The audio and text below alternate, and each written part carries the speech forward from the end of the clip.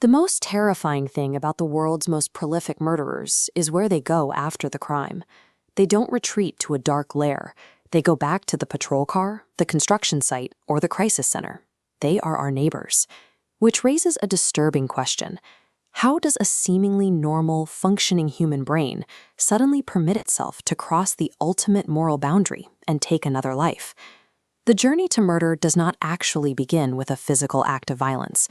Long before a weapon is drawn, the mind relies on a silent, internal process to justify the unthinkable before it ever happens. Psychologists call this first phase cognitive distortion. This occurs when the brain bends reality to fit a narrative it desperately needs. Take the case of Eileen Wuornos.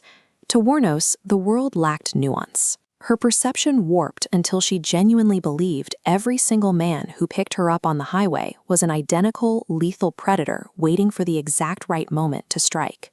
Because her reality was so intensely distorted, she murdered 7 men in a single year, operating under the absolute conviction that she was engaging in righteous, preemptive self-defense.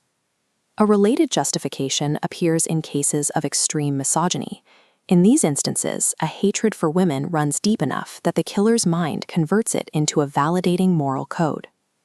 Mikhail Popkov was an active police officer in Siberia. He used this internal code to murder at least 78 women over 2 decades, rationalizing his actions by telling himself he was righteously cleaning up the streets.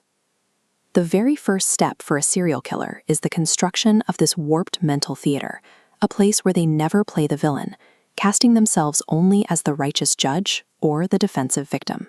Once the mind justifies the kill, the urge must be executed.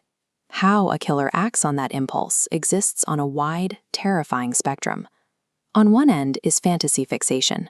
Dennis Rader, known as BTK, spent decades meticulously storyboarding his crimes. When he finally attacked, it was simply the final enactment of a script he had rehearsed in his head thousands of times. He successfully maintained this elaborate fantasy world while serving as a church president and compliance officer. His double life only ended after 30 years when a floppy disk he sent to the police tracked directly back to his church computer. At the opposite end of the spectrum is impulse dysregulation. Richard Ramirez lacked these internal breaks.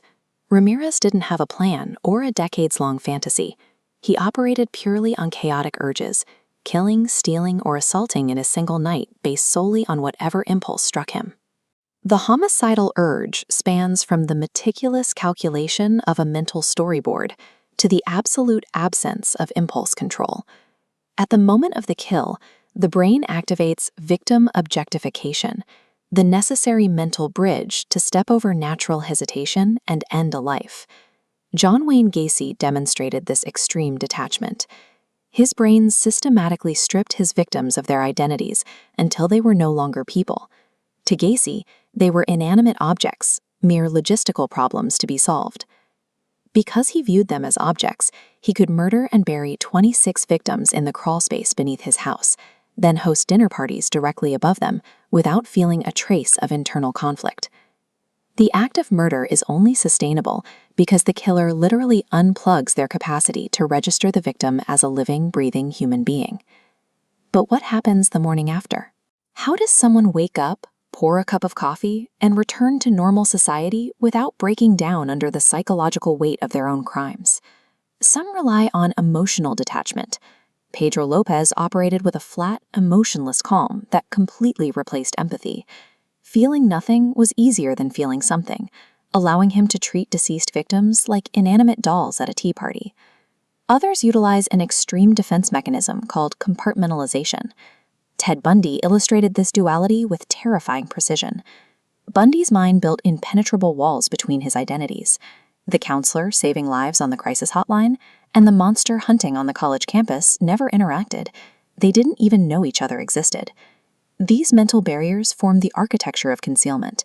They ensure that in the immediate aftermath of extreme violence, the killer can step back out into the sun, projecting a flawless, functioning facade.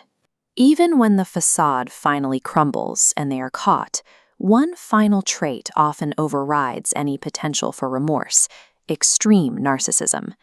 Samuel Little possessed a clinical obsession with being exceptional.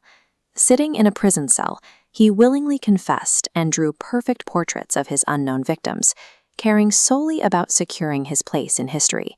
Even at the very end of their lives, their primary objective remains unchanged.